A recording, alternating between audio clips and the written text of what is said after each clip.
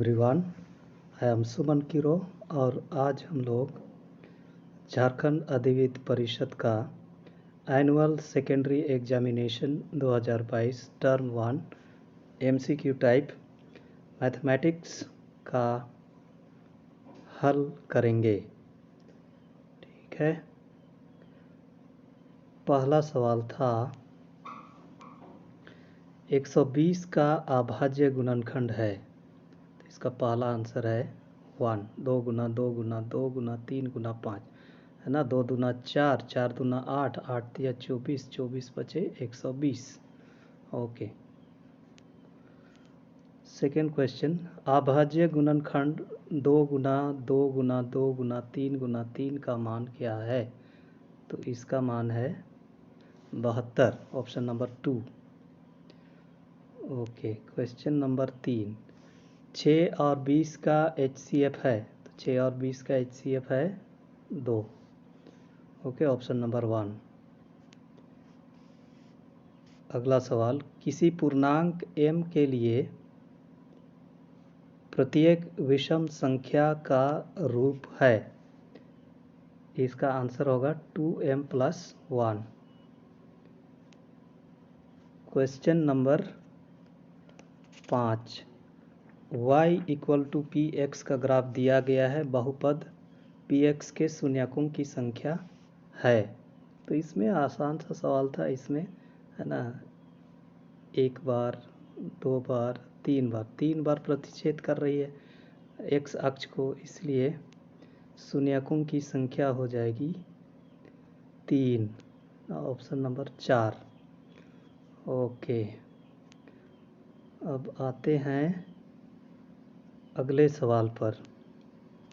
बहुपद x² - 3 का शून्यक है। तो इसका करेक्ट आंसर है -√3 और √3। क्वेश्चन नंबर 7, क्वेश्चन नंबर 7 है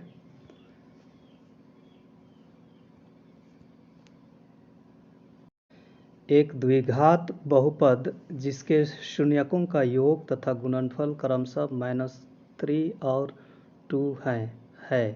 तो इसका करेक्ट आंसर है ऑप्शन नंबर 1। ओके, अब आते हैं क्वेश्चन नंबर 8। यदि a1/a2 = b1/b2 which is not equal to c1/c2, समीकरण निकाय a1x + b1y + c1 = 0 और a2x + b2y + c2 = 0 का कोई हल नहीं है।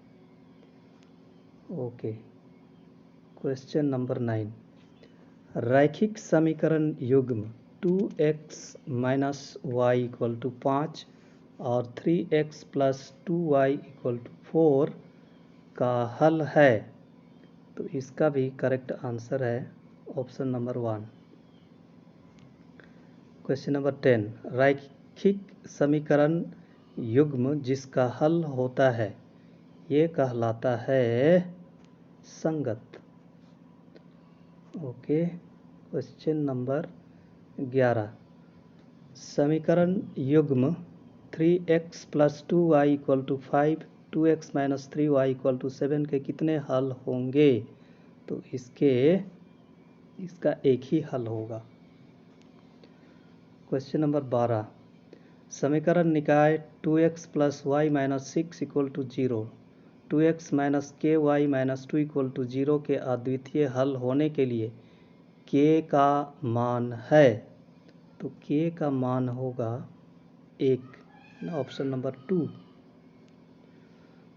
क्वेश्चन नंबर 13, यदि रैखिक समीकरणों का कोई युग्म असंगत है तब इसके आलेख की रेखाएं होंगी। तो इसके आलेख की रेखाएं होंगी समांतर, ऑप्शन नंबर 3। अब आते हैं क्वेश्चन नंबर 14, निम्न में से कौन द्विघात समीकरण नहीं है? इसका करेक्ट आंसर है option number 2, x × x + 1 + 8 = x + 2 × x - 2। Question number 15, question number 15 है द्विघात समीकरण 3x² - 5x + 2 = 0 का विविक्त कर है ना। ऑप्शन नंबर 1 ओके 1 है इसका विविक्त कर। ओके क्वेश्चन नंबर 16 है ax² + bx + c = 0 के दो बराबर वास्तविक मूल होंगे यदि b² - 4c = 0 होगा। ओके क्वेश्चन नंबर 17 द्विघात समीकरण 2x² - 5x + 3 = 0 के मूलों की प्रकृति होगी। तो ये होंगे वास्तविक एवं असमान। Option number 2। क्वेश्चन नंबर 18 द्विघात समीकरण 2x² + kx + 3 = 0 के मूल समान है तो k का मान होगा क्या होगा? तो k का मान होगा ±2√6। ओके क्वेश्चन नंबर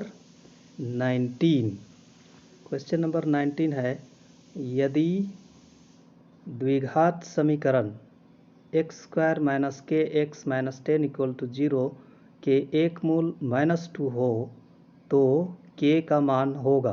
तो k का मान होगा 3। Option number 2। ओके अब आते हैं क्वेश्चन नंबर 20 द्विघात समीकरण 6x² - x - 2 = 0 के मूल हैं। तो इसके मूल हैं 2/3 और -1/2। ओके अब क्वेश्चन नंबर 21 AP333 का सर्व अंतर। तो इसका सर्व अंतर तो है 0 है ना। Option number 3। Okay question number 22 एक AP का प्रथम पद 10 और सर्व अंतर 10 है तो दूसरा पद क्या होगा? तो दूसरा पद हो जाएगा 10 + 10। तो ये हो जाएगा answer 20। Option number 2। Okay question number 23 एक AP में यदि a = 7 d = 3 और n = 8 है तब an का मान है। ओके an का मान क्या होगा? तो इसका मान है 28। Option number 3। Okay question number 24 3 के प्रथम 5 गुणजों का योग है। तो 3 के प्रथम 5 गुणजों का योग 45 है। Okay option number 4। Question number 25 सभी वृत्त होते हैं सर्वांगसम एवं समरूप दोनों। ओके अब क्वेश्चन नंबर 26 आकृति में DE पैरेलल है BC के तो EC का मान है। तो इसका मान हो जाएगा 3 सेंटीमीटर।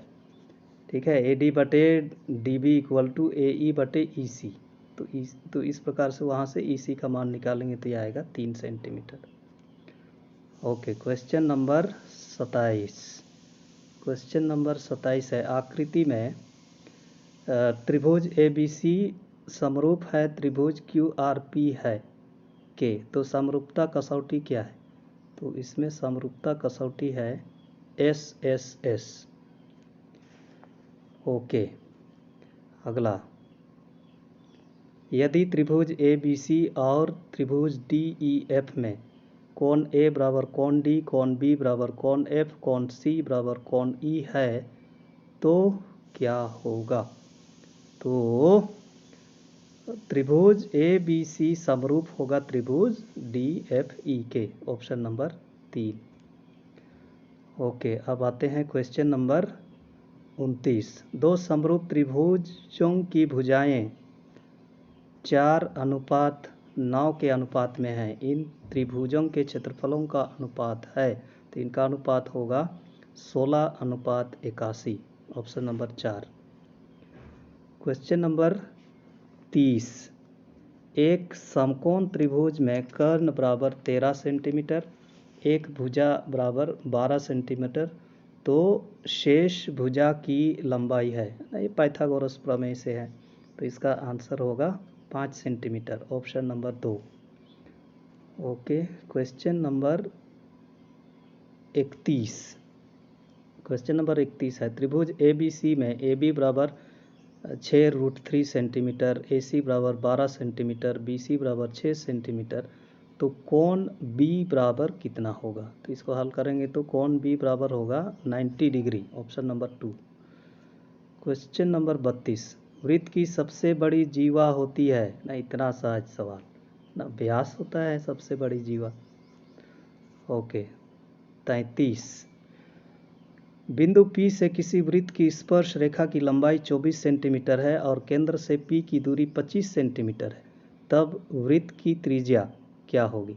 तो वृत्त की त्रिज्या होगी 7 सेंटीमीटर, ऑप्शन नंबर 1। ओके, अब आते हैं अगला सवाल, क्वेश्चन नंबर 34, एक वृत्त की कितनी स्पर्श रेखाएं हो सकती हैं? ये भी बहुत सहज सवाल था, तो अपरिमित रूप से अनेक। क्वेश्चन नंबर 35, ओके, दी गई आकृति में OP बराबर 5 सेंटीमीटर और PA बराबर 3 सेंटीमीटर है, तो OA की लंबाई है, तो OA की लंबाई होगी 4 सेंटीमीटर, ऑप्शन नंबर 2।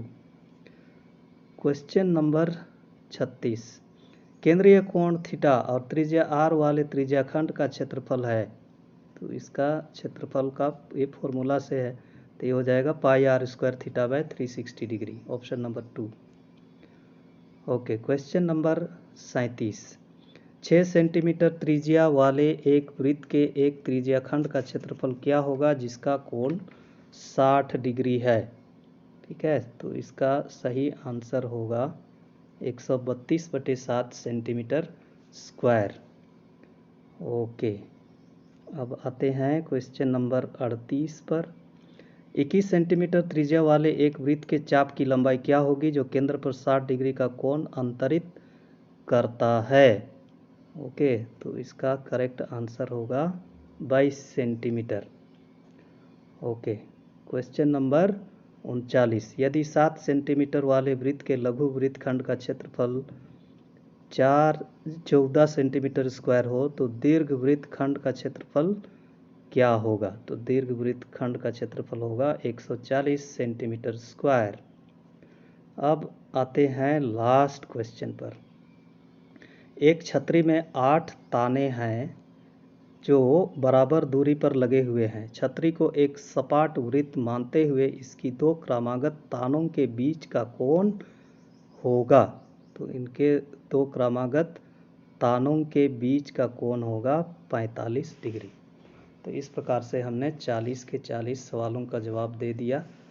आशा है कि इसे आपको अपना स्कोर जानने के लिए हेल्प मिला। अगर आपको इससे हेल्प मिला तो इसे अपने दोस्तों को भी शेयर कीजिएगा। ठीक है, सबों को बाकी विषयों की परीक्षा के लिए बेस्ट ऑफ लक। बाय।